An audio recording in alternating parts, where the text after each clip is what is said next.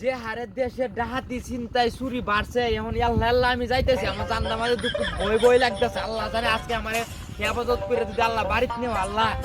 এই তো আমার তো খালি ভয় ভয় লাগতেছে ভয় ভয় আল্লাহ জানে ভাই ইনে ভাই হ্যাঁ ইমা ভাই ইনে ভাই কিতা ভাই কিতা ইনে ভাই হ্যাঁ আল্লাহ তুমি হেফাজত করো আল্লাহ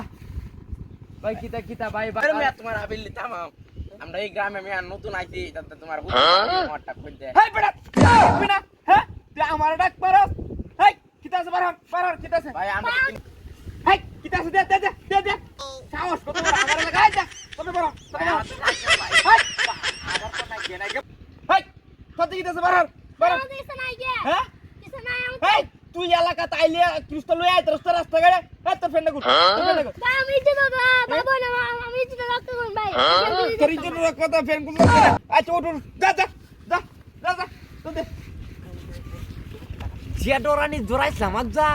আজ তো দেখা যায় ইনকামটা ভালোই হইছে 7,000 টাকার মোবাইল 500 টাকার ঘড়ি